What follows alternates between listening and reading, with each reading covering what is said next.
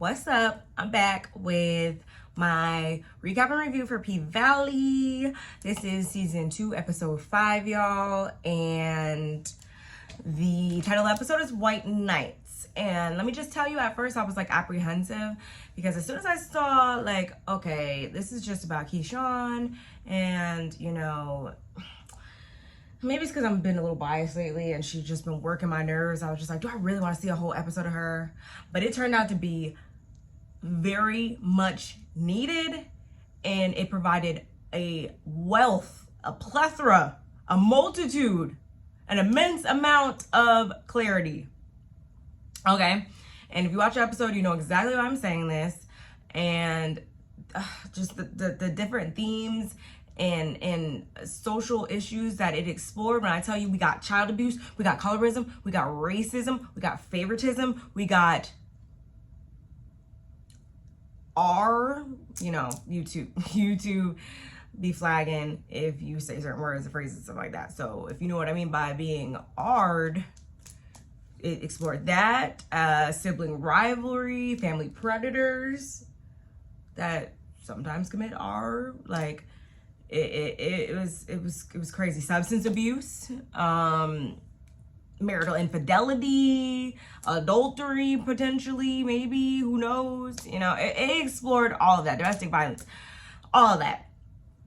So it was very much needed, and I love how this show gives us these different, they explore these different issues and themes and stuff without just like shoving it down our throat, or it just has such a good flow with it, okay? It's not just like all sporadic or whatever. It just the story continues to unfold, and it's just like, oh my god, what? Okay, what the oh no, that's not about to happen.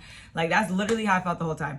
But let me stop rambling, and we're gonna get right into recap and review. As always, I am Janice or Barb. Just do not call me Janice or Barbara, and let's get into the video, shall we? Okay, y'all, so this episode begins and we are down in, I believe it's Atlanta, at the Legends Ball, and Keyshawn's getting ready and she's in the back and whatnot. She's, you know, getting her makeup, hair, everything together to go out on stage, honey. And Rome is there.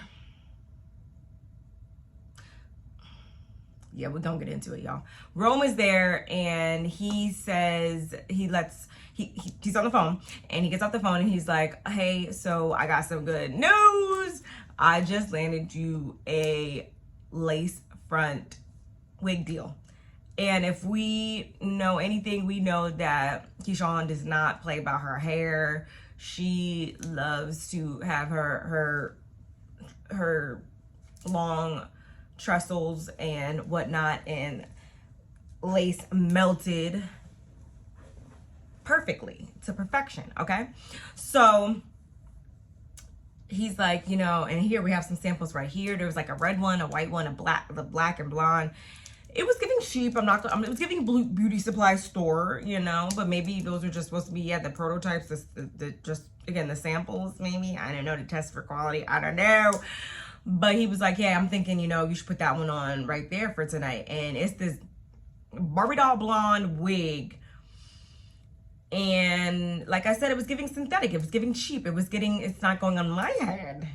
And Keyshawn felt the same way. So she was like, yeah, I don't really think this goes with my skin tone. Emphasis on skin tone. And I mean, I do understand where she was coming from, because honestly, like I know if I do blonde, I'm not like a blonde girl. I prefer reds, but the times I have tried blondes, like, it's just like finding the perfect shade of red lipstick or perfect nude or whatever. Like, you have to find what goes with your undertones and stuff like that. And sometimes you got to go for more of an ashy blonde, or sometimes you got to go with the dark roots or whatever, just so it just is cohesive and goes with, you know, our natural undertones and all that. So maybe that's what she meant. But, you know, she's a beautiful girl, so it's gonna pop no matter what, ultimately. So she puts it on, and he's like, yeah, baby, what's up? it's about to set off the next 2 weeks of the Dirty Dozen tour. She's like, huh? What are you talking about? We supposed to be done with this. Like, I can't be going for 2 more weeks. What do you mean? And he's like, calm down. I already cleared it with your Justin Bieber. Ha ha, he is talking about Derek, of course, right? And he's like, I'm gonna get you out. And I'm like, I don't, like, he's been giving, I'm not even gonna say subtle hints, but he's been being weird since last episode, maybe even episode before that, I can't remember. But, he's been making us viewers kind of feeling uneasy about him. So, and we know why now, right? And mind you, throughout this entire episode, it is being narrated by Uncle Clifford herself. And of course, I actually found that apparently there's some conflicting issues going on with scheduling or something like that. But this episode was also supposed to introduce us to, or show us how Mississippi and Uncle Clifford were introduced as well. But we didn't get to have that. So it was only befitting to have her narrate, right? Which was, like I said, very, very nice touch. And this is when she narrates and says, like, something along the lines of being caught up in her universe and saving her. And if you really take a deep dive and sit back and analyze,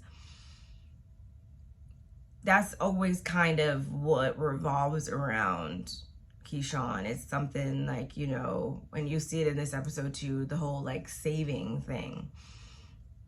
And Uncle Clifford also says, but a bitch ain't ready to be saved till she good and goddamn ready. And I said a word, like, and that goes for honestly anybody. There's honestly nobody that can really get through to a person or save them or whatever, until they're ready to see that. We saw that last season with her and Diamond. Who knows what we're gonna see with that this season, but she's probably had ways out over the years, even more than what we saw in this episode. But she just hasn't taken them because I guess, she's not ready. But anyway, out in the club, Murder and Teak they're laid back and rolling up or whatever, chilling. And Murder's kind of wondering, like, why the f couldn't Rome get me on this, this show? Like, I could have performed Mississippi Pride at least. Like, what's up? And Teak is like, what? Like, da-da-da. And so they kind of start going back, bickering back and forth, which I thought was so funny and very telling. And this is, I think Rome actually comes and sits by them as well or whatever. And he's like, man, y'all ninjas still fighting? And they both at the same time simultaneously look over at him and are like, ninja, ain't nobody fighting? Fuck. So funny. It was like literally they might as well be an old married couple. Like, that's what it was giving. But it was real cute. It was real funny. Nice touch. So then who but the Puerto Rican princess, Jocelyn Hernandez, comes out. And again, this is another nice touch. It's very befitting. But, Jocelyn. Anyway, shout outs to Dime, Jessica Dime, Miami Tip. And I don't know who Gigi McGuire is. I'm not familiar. Please let me know who she is in the comments. Was she also on... Oh, I think I heard that she was on Beyond the Pole, maybe? I don't know. But Jocelyn is there to introduce not only Keyshawn, but to give those ladies their flowers because they're very well known on from their time in the club, and as well as their follow-on actions on reality TV and stuff like that, of course. So it was real cool, right? Keyshawn kills it per usual, and right when she's up there, whatever, boom, flashback. And this episode, it was like 75% in the past, 25% in the present, back and forth, like a ping pong ball. So let me stop rambling, y'all, because I'm not trying to make this review too long, because I know y'all probably just want to get to the meat and potatoes, right? So I'm gonna keep rolling. we pop in. She's in high school. I believe she's a junior. She's at cheerleading tryouts, and we see, like, I think Gidget was the cheerleading captain. I was just like, oh wow, they really do go way back, right? Okay, so she's up there. She's trying to stick some move, you know, up in the air or whatever, and she's not holding her core right or whatever. So she ends up falling down, which is kind of weird because I was like, they could have at least caught her. She didn't have, like, that's something that happens even with people that are super trained. Like, I mean, stuff happens or whatever, and you're supposed to not let them fall. Isn't it the whole, anyway, whatever. And who comes to save her or to her rescue or to help her up, whatever? It's like the son, and then it was like Derek. He helps her up, and I think they go back and forth for like 1 second or whatever. And then Alicia goes next, and she does great. Alicia is Keyshawn's stepsister, and one of her stepsisters. And so afterwards, Keyshawn's sitting on the bench, icing her forehead, and there's a teenage boy that comes up to her, kind of trying to, you know, like, see what's up or whatever. And she just kind of ignores him, like, go away. And he proceeds to call her. He was like, you know, you need to stay at that sun because you looking like a burnt chicken nugget. Classic. And I don't know, it's just like calling a girl a hoe or anything like that. Easy reads. And this whole colorism issue is often, you know, seen play out just like this. And it's just like, but just 2 seconds ago you were just trying to talk to her. So like, but all of a sudden, like, you know, I'm a black bee, I'm ugly, I'm this, I'm that, like, but we the same color.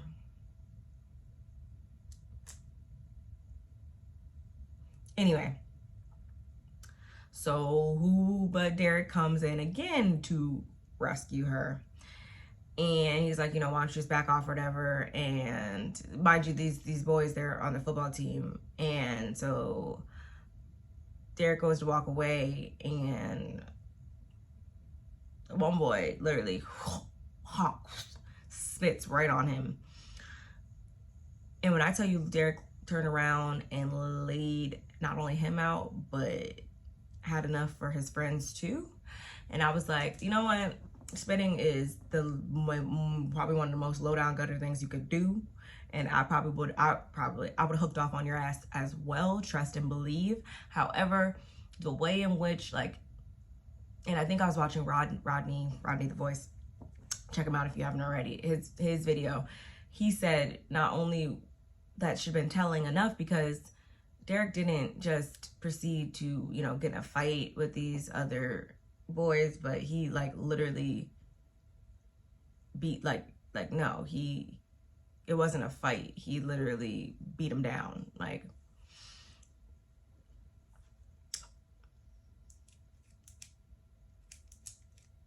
that's a red light flashing if you didn't know. So anyway, afterward, we find out Alicia makes the team. Of course, unfortunately, Keyshawn does not. So she's kind of like bummed a little bit like that. But Derek pops up again saying like, hey, you should have got some more points. You could have got difficulty points if you were just trying it again. Maybe next year. And she's like, oh, but you won't be here next year. So I'm assuming Derek is 1 year older. He must be a senior and she's junior. And he lets us know also, you know, that the other boys from the football team that he whooped their asses, that they got suspended, which I was also kind of like, not trying to put 20 on 10 or anything like that, but I'm just like, last time I checked, usually when people get in fights, like, usually they try to suspend everybody, but okay, whatever. So she's, you know, she's smitten at this point that she thinks she found her Prince Charming. We'll see, whatever. At home, Keyshawn is doing her stepsister's hair, very Cinderella-like. Like, literally, it's literally Cinderella. A Cinderella story. The Pussy Valley version. That's what this was giving, okay? So, after being basically, like, overlooked by her stepmother, Shanice, who's a bitch. She is like so just transfixed by the conversation, or just like in her head, that she's curling her stepsister's hair, and she literally, and that comes smooth clean off. She burnt her hair smooth clean off, yo. And stepmom comes over, calls her every name in the book, pretty much. Delilah, unlike you, she doesn't need a weave. Queen colors right here, okay? Because her daughters are light skin, and one is not even really like that light, I feel like, honestly. Like, one of them is, you know, medium complexion, I would say, as well. And then Alicia, she is definitely light skin, but we see that her mom favors, it's like Alicia, what, I don't remember what the Ron, whatever, other stepsister, Keyshawn down here. So she's like, you know, just wait till your father hears about this. You took my baby's strength, which is just like, so all of her beauty is just attached to her long hair. You're what's wrong with people's minds. Anyway, so then next we see they're at the lunch table back at school, and I'm just like, why did they cut, after they burnt off the piece, they like did this like shag bob mullet thing, and I was just like, why did they cut her hair like that? So this almost made me think like, wait, is this, are we in like the 80s or something, or is this, but I was like, no, Keyshawn, no, this was like the earlier, like mid 2000s, I want to say, because Keyshawn can only be about 20, 21, whatever on the show, right? Because we'll get into that anyway. So we learned that there's 2 separate Christmas balls. There's one that all of the white students pretty much go to, and there's one that all of the black students pretty much go to. And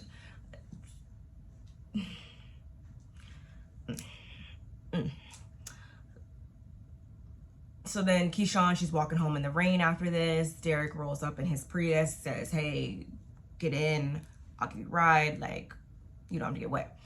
And so they roll in to the diner. Instead of taking her straight home, they stop at the diner. They're eating some cheese fries or whatever, real cute. And we learned that Derek got a full ride to college due to his success on the cheer team, right? Okay, so at this point, this is when Keyshawn notices a bruise on his face, and he lies so eloquently and says, you know, yeah, one of the cheerleaders, sorry y'all, one of the cheerleaders, yeah, leg came, boom, bam, out, whatever, hit me. And this, again, this next part was some excellent foreshadowing, if you ask me, because Keyshawn's like, you know, you should put some makeup on to cover it up. And it's like, wow, that's exactly what you're gonna be doing in just a few years, thanks, at the hands of him, the person you're giving that advice to.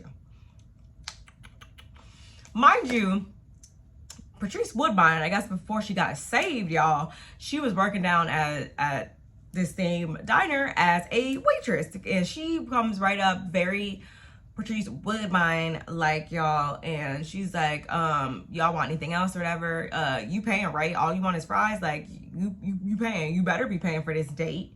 And so then Keyshawn's like, well, is it a date? And he's like, no, you know, if it was like a date, like I wouldn't take you to somewhere like this diner. I would take you somewhere nicer and blah, blah, blah. And so then she proceeds to ask, like, you know, would you take me home? That's the real question, right? He quickly changes the subject. Okay. So next, back at her house, mind you, house is nice. Her dad must do something very well for a living. House is big, nice, and everything. So both her and Derek come from some type of wealth, right? Okay. Keep that in mind. So they're at the house decorating for Christmas. Alicia asks how James, who is Keyshawn's dad, wooed her mother. She must have been a flight attendant, and she was serving drinks, and it was just, you know, he wanted this, I wanted it, but no, there's more to that story. More to that story being the fact that before serving him a drink, she served Keyshawn's mother a drink. So it was giving like she could possibly be, you know, a home wrecker, all right? And Keyshawn lets that be known. She's like, you know, I'm not about to sit here and just let her embellish stories to fit her narrative, okay? So that's what Keyshawn says, and Shanice is like, girl, don't believe everything you hear, whatever. And Keyshawn loses it, and mashed potatoes get thrown, Berettas almost get buzzed. Keyshawn's like, I may look bougie, but yeah, don't get it fucked up. And like I said, Shanice throws mashed potatoes and it all goes to shit, right? And I'm just like, I mean, I get it, but mostly I'm blaming the dad. I'm blaming the dad. He's just, I don't even know the man, but I don't like it. So she throws some stuff back, and that was pretty much the end of the scene. And by this time, I think James had reached home, because we see Keyshawn in her room and we hear Shanice still going back and pretty much feeding him her version of the events. So she's on my shit list. Both of them are on my shit list. Fast forward back to the present, Keyshawn is gifting the ladies lashes. The ladies being Tip, a Dime, and Gigi McGuire. She's gifting them lashes, and they're back at the club, and Jocelyn walks up sounding like the gutta ass pimp hoe hybrid that she is. And she's like, you know, to them, you always going to be a hoe. And that's what resonated with me the most about what she said. To them, you always gonna be a hoe. And we kind of seen this play out in this scene, in this episode. But anyway, that's where we left off in the past. It's the night of the ball. Keyshawn's looking like Cinderella in her sweats, eating cereal or ice cream, whatever she was eating. Her dad is home. He's taking family pictures with the girls before they, you know, are sent off to the ball. They both have dates, and they're dressed to the nines or whatever. Shanice is there playing her part, you know, whatever, as the proud mom. And at one point, James is like, hey, can you take a picture of all of us together, but not with you, whatever. And I'm just like, I hate you. I hate you. But while she's taking a picture of them, you kind of see James like kind of grab Alicia's waist in, kind of like pulling her in, and then he gives her a kiss on her forehead. And I'm just like, and she kind of like is like visibly uncomfortable by it. What's that about, Kotori? What is that about? Because if you don't clarify it, I will. I don't like that. She was uncomfortable. Something more has gone down. I don't care. And that's bullshit. And he's nasty as fuck for that. Period. So, what happened after that? Oh, who shows up again to rescue her? Whatever. Derek shows up with heels in her size, and a dress. Seemingly sweet, right? But not really at all, because we know where this is going. Grooming, whatever you want to call it. So then she attends the all white ball, and all white it was. Keyshawn was the only person of color in there. Weird. But before she even got there, though, like the dress, like the shoes fit perfectly, but the dress, she kind of had to like do some crunches, do a little shimmy to get in there. So I'm like, did he purpose, like, you knew your shoe size perfectly, which is weird, but he didn't know your dress size purposely, or did he purposely get you a smaller dress size as a like, I want you to be this size? Y'all let me know. Y'all let me know what you thought of that in the comments. Anyway, her stepsisters, they go to the ball where I would be at, honey. I'm doing my little 1, 2. Okay. And they were playing I'm in love with the cocoa. At this time it was like, okay, yeah, this is definitely, I remember when that song came out. Okay, baking soda, I got baking soda. Anyway, shut up, Johnny's. So they had a good night overall, and Derek and Keyshawn, they land under the mistletoe. So it's kind of like, what are we supposed to do under the mistletoe? You already know. But who is staring at them? Come to find out, it was Derek's mom that was staring them down like, you better not kiss. You better not. You better 6 feet. And so then Derek's like, yeah, you know, but she's all, this is afterwards outside. Derek's like, you know, she's all bark. Like, she's not the one to really worry about. My dad, on the other hand, he's all bite, no bark. And so then this is when Keyshawn peeps. She's like, that bruise on your face, that wasn't from cheering. That was from him, wasn't it?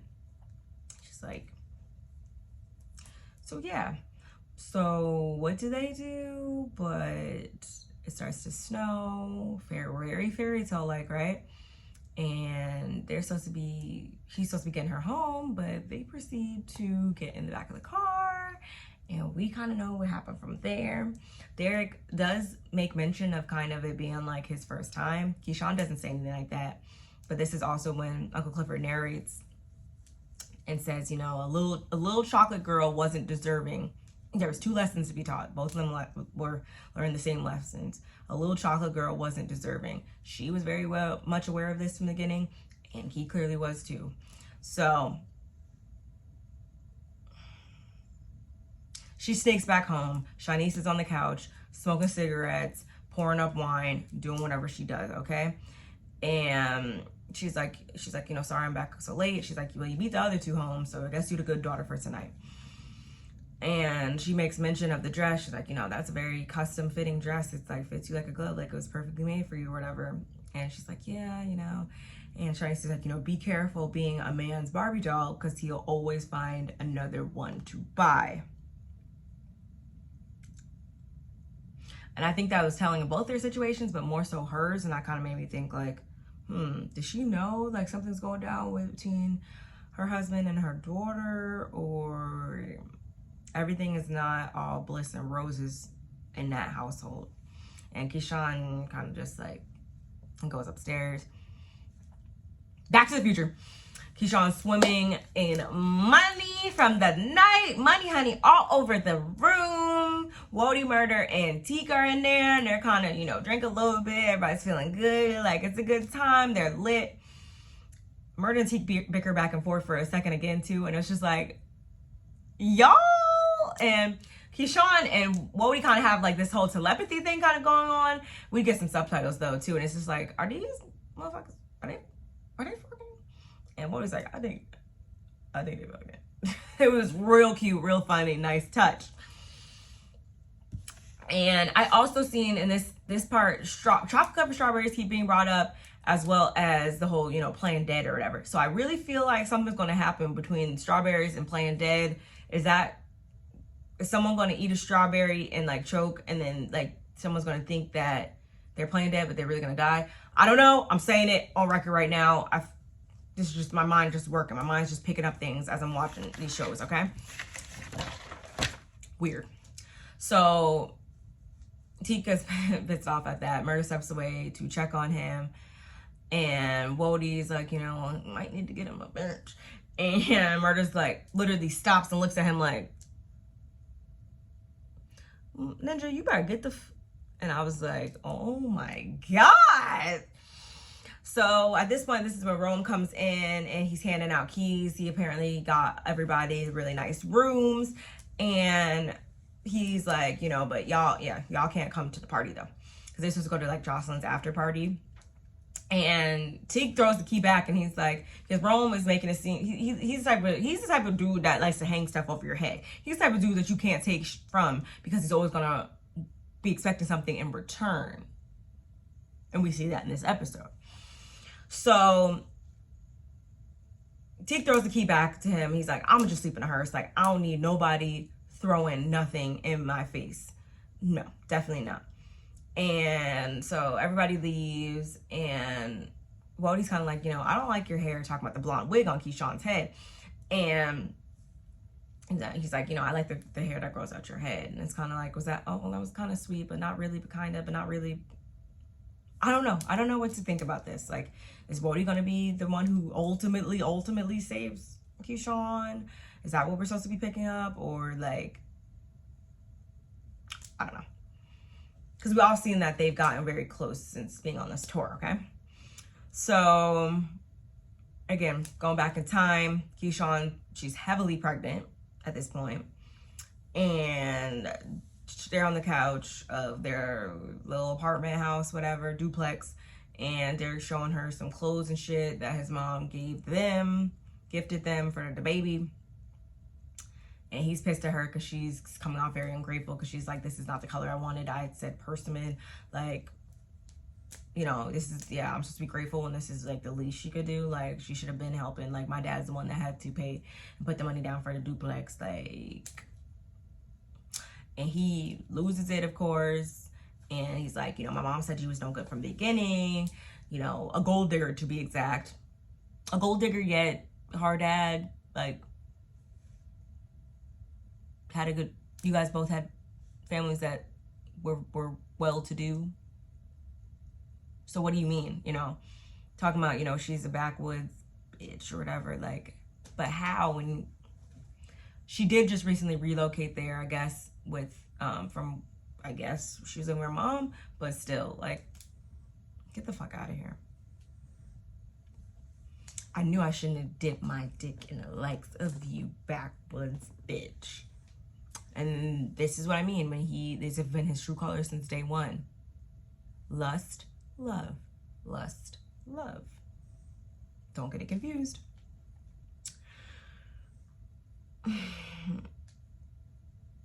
And Keyshawn quickly, at this point, you know, this is before things got really super abusive.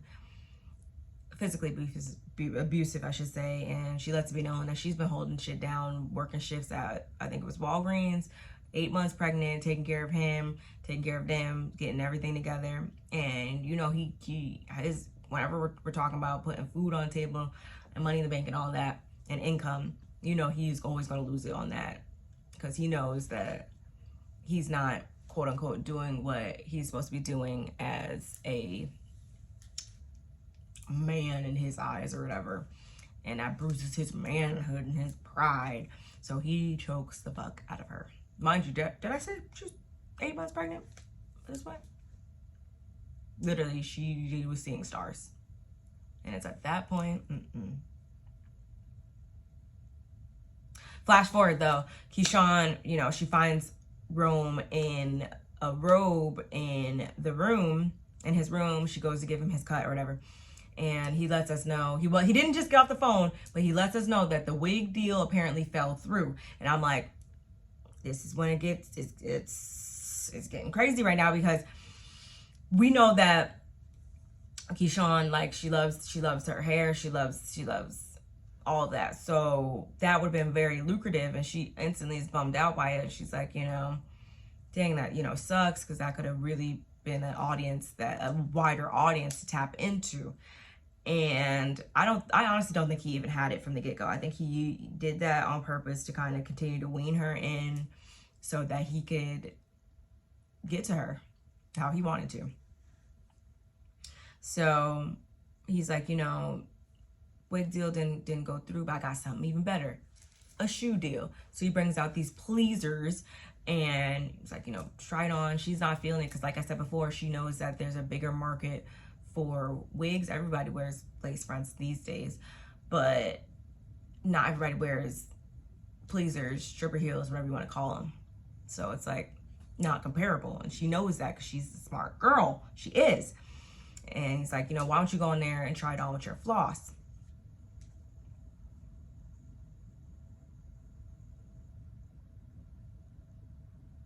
So she's trying her stuff on. He comes in with the flash on, and I saw dick. Dick out, robe open. And it's like, hey, you know, be in fucking room. And he's like, you know, I could do so much more for you if you just let me. What does that mean? And why is it that you need something in exchange other than, you know, 10%, which is a normal management fee, right? So you want my body in exchange. I'm supposed to give up my body in exchange because you've done so much for me, and that's supposed to be payment, and you're supposed to just take him in? No, fuck you. So at this point, he outwardly is reducing her to a sex object. And, you know, she speaks up for herself. She knows how to, she's like, you know, no, I'm not just a stripper that strips for everybody and is not strip for you. Like, I'm actually a person who knows how to command people's attention, and I know how to pull the strings and have all the power and control at my will when I'm up there. That's what I'm doing. And so then she's like, fuck this. She storms off out the bathroom. He's like, I don't know, this, da, da, da. And so then he pops into the bedroom. She's like in there, like, and he brings up how, you know, how her and Murda, like, he just knew something wasn't right with that whole thing, which means basically what happened is he peeped that the kiss wasn't genuine or whatever. The interactions between them weren't really genuine. I think that's why he wasn't trying to put the clamps on at first, because she did, I guess, really think that she was doing something maybe with murder or whatever. But in order to find that out, he planted a camera in their hotel room, because, you know, they were sharing that room at the last hotel or whatever. But instead of catching her and Murda, he catched Murda and Teak.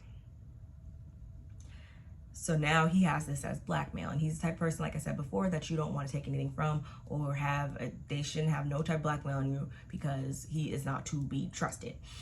And he proceeds to say, you know, the FAGGOT word, and, you know, he just going off or whatever, because he showed her the clip on his phone, and she's like, and so then he's like, rips off her top, breast is exposed, tries to force himself on her. And I'm like, no, we don't take this shit from Derek, so we damn sure not about to take this shit from you. You better figure it out. You better fix it. You better motherfucking fix it, okay? I'm sorry, y'all. So literally while I was recording this video, my neck's gone clean early. So this is 2 hours later. Just did some lashes, coming back with you guys so I can finish this video. So let's get right into it. I believe we left off with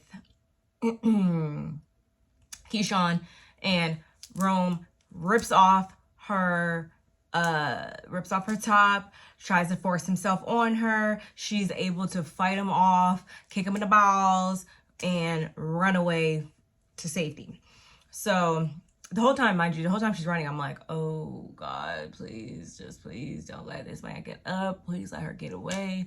And she ends up banging on his door, bang, bang, bang, bang, bang, bang, bang, bang, bang. And when the door opens, boom, blast from the past.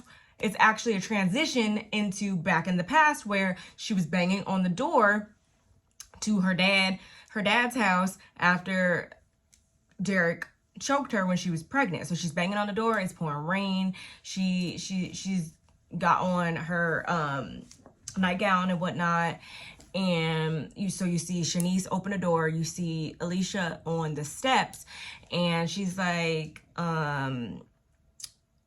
are you doing here? What are you doing here? You know? And she's like, you know, I'm sorry, I made a mistake. And Shanice is like, no, you made a choice. And, you know, you have to live with that. You can't come running back here every time something goes wrong, because relationships are hard, and I can't have my daughter around this. What's my daddy say? He agrees. Good night, Keyshawn. Go home. Bang.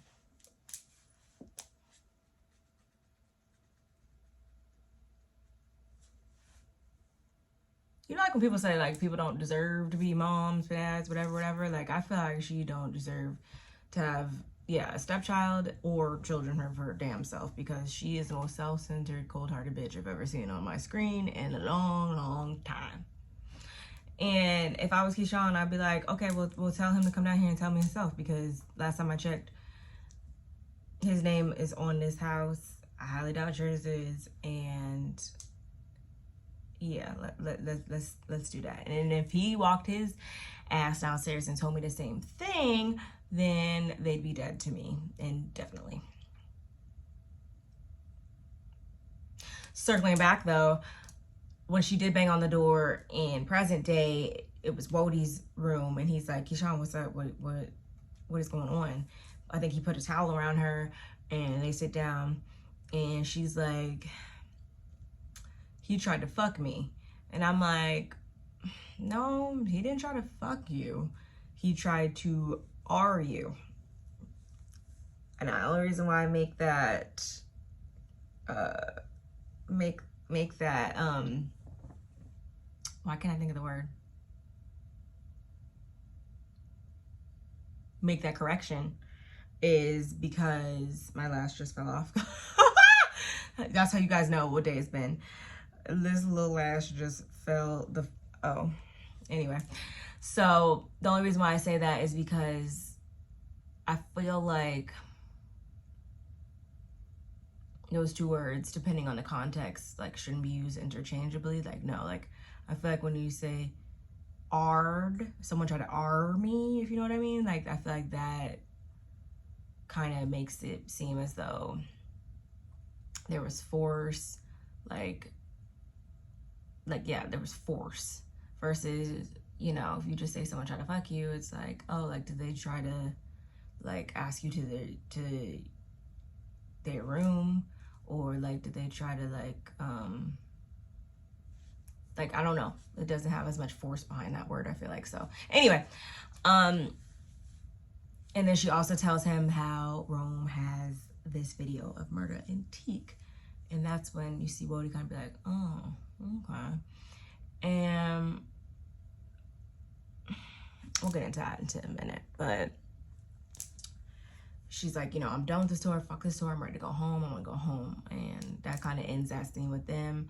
And then back in time, we see that she's back at home, and she walks in, again, soaking wet or whatever, and she goes into the baby's nursery, and we see that Derek has covered the entire floor and room with flowers. And I'm just like, oh, so beautiful, but not really, because fuck you, Derek. But, and then also still, like, my whole thing is like, dude, you ain't got no type of money to be doing these kind gestures. You should have did something free, because those flowers were not just picked out of somebody's garden. Like, those look like some fresh flowers, I think. So I'm like, cute, but you could have paid a bill. Sorry. And he's all, you know, he tells me things, I'm not gonna do it again, I promise. And I'm just like, haha, yeah, right, we don't believe you. And I don't even think Keyshawn at this point believed him either, because, you know, she lets a tear escape and she's like, I know, but she just like, she's starting to be numb. She's starting to detach and just be like a shell. You see that in her eyes. So then simultaneously she simultaneously in the future walks through the door at the same house. She's back off the tour, and everything's kind of calm, and Derek's in the kitchen cooking some food, and, you know, he's holding a baby, and Jaden's on the ground playing or whatever. And it's just kind of like, she just creeps in, and Derek's like, why are you home so soon? I thought you were supposed to be out for another 2 weeks. She's like, oh, something got mixed up with the scheduling, you know how that goes. And then she turns to Jaden on the floor, like I said before. She keeps trying to like pick him up or whatever, play with him, and he keeps like crying and like trying to hide himself under the blanket. And I'm like, if that ain't telling, I don't know what is. So Derek's like, yeah, I guess he just missed you or whatever. And yeah, okay, we don't believe you. So then she takes Jaden to the doctor's office, I believe it was the same day, and doctor says that he has a dislocated elbow, which is common. Kids be playing, jumping, doing stuff, whatever. So I'm like, okay. But the nurse that is also there sees up under his shirt a bruise. So she's like, doctor, you know, look at this. And they look, and it's just kind of like, which I was really surprised by this, that they let Jaden come home with her. Not saying, obviously we know that she didn't do that, but I was just surprised. Usually I feel like it's like shut down, no one's going nowhere, don't you move the muscle, child's coming over here with me, you stay there until them boys show up, and you know, it's that's what it is. So that's kind of what I was expecting, but they let her go home with Jaden, and we see Derek, he's getting ready for an interview. So then Keyshawn puts the kids in the room, closes the door, and she's like, so you haven't asked me what the doctor said. And he's like, oh yeah, what the doctor saying? And she's like, you dislocated his elbow, Derek. And he's like, I didn't do that. She's like, look right here. And he's like, I did not do that. And this is when shit just gets extra bad, y'all. And he's like, you know, the kids were too much, basically. And I'm like, you the daddy? So you mean if she's not home, you cannot watch your own damn kids for 10 days? You ain't got no job. You ain't got shit else to do. He be watching them when she's in the club, so multiply that times 10. Anyway. And he's like, I don't need to be bothered with this right now. I'm trying to get ready for this interview. And she's like, you're not going to get it. And, you know, with that being said, I'll keep watching / taking care of whatever. I'll keep taking care of my not 1, not 2, but 3 kids, because that's including your ass. And he snaps, because like I said before, if you come for him and his lack of being able to provide for his family, he loses it every time. Do not come for that man and his... That's where his pride lies, y'all. So he literally goes whop. I don't know if it's a smack slam, whatever it was. Mouth is bleeding. I thought he knocked some teeth out. And she starts crawling away. He's like, oh no, you getting back here. Snatches her by her hair. Drags her down the hall. She's like... you know, because you know, you can hit me, but don't hit the kids. And at one point he picks her up and he's got her pinned, his famous let me hold her by the neck, and has her pinned up against the wall, and the same iron that he was using to iron his shirt, he picks up the iron and literally holds it to her face. And when I tell you, if you've seen Good Times before, all I was thinking was, oh no, not another iron scene. And I tell you, my heart hurt for her in this moment, because she's like, anywhere but my face.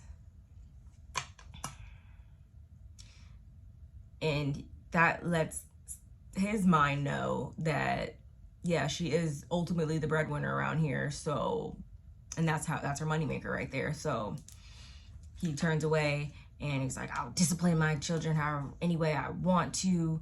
And I believe he was back in there reading them again. I'm not sure. She's on the floor just losing it. She rips off the necklace that Diamond gave her, because I guess that was supposed to be, I don't remember verbatim, but a symbol of protection or whatever. And she clearly didn't feel protected in this. So, damn. And that's really it for that scene with them. And I don't think we get any more flashbacks. We just go back to the guy's still on tour, and we see Wody enter rooms. I guess that's his suite or whatever. He's having a fucking drug sex party, and he's like, you know, I want to speak to you.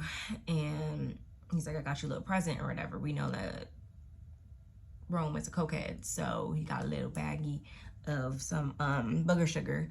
And he's like, oh, I hope this is that premium shit, because you know I don't like our primo shit. And he's like, oh yeah, it's premium. And so they sit down in the back, and he's like asking him, like, so what are we gonna do about this tour or whatever? And he basically shits on both Keyshawn and Murda. Like, I guess I put one of my other artists on, because he ain't really jumped off. Talking about Rome, or talking about Murda, and you know, I'll just find another bitch. Like, I'm not pressed about that. And he divvies out 2 lines, and just at first I was like, you're an idiot. And then I will say, you know, he did say, you know, you hit that shit first or whatever, which I don't do drugs, but that's like a common, like, if you know how the world works, and yeah, you know, if somebody's giving you some shit, you hit that shit first, period. So Rome was like, you try first. And so he goes and he literally goes down, and then he segues, because there's other lines there, and he segues and he sniffs another line, I guess, of what Rome had already previously been sniffing. And Rome's such a fucking dumbass and probably coked the fuck up. He's coked the fuck up all the time, so much so that he doesn't notice that Wody snorted the other line. So then he proceeds to snort the line that he just sprinkled out of what Wody gave him. And when I tell you, he immediately started, and I was like, he gave him some fentanyl. I just know it. I just know it. I just know it. I just know it. I just knew it. And sure enough, he started, and literally he ODs right there. And before he does, though, Wody basically was acting as if like he was like the angel of death almost. We know he does work out of a mortuary. So he pulls out the bottle and he's like, yeah, bet. Have you ever watched anybody die before? I'm here to escort you. And he's like, but, you know, where's that movie? And he never gave him an answer as to where the video is of Murder and Teak, but hopefully. And he didn't grab no phone, nothing like that. He just walked out briskly after the whole thing was done. So I'm like, I feel like that's not the end of that. I feel like someone is going to have picked up his phone, or it's going to come out. It's going to come out once they look through his phone. I know it. And yeah, that was basically it, guys. So he's playing a bigger role than we think. And at first I was like, oh, wow, that's nice of him. But then I really thought about it, and it's like, would he have done this if murder wasn't a factor in it, a variable in it? If he knew that he had a video on him, would he still have done this and protected, saved Keyshawn? Let me know what you guys think in the comments. I'm not so sure, to be honest. I'm not so sure. So I don't know, but this turned out to be a very, very, very good episode. Like I said before, y'all, I'm very pleased with how the season's going. I can't wait till next Sunday. Down in the valley when the girls get naked. I cannot wait. But like I said before, this is my recap and review for P-Valley. And I will see you guys in the next one. Let me know what you guys think in the comments below. Don't forget to like and subscribe. Hit that notifications bell. And I will see y'all in my next one. Bye.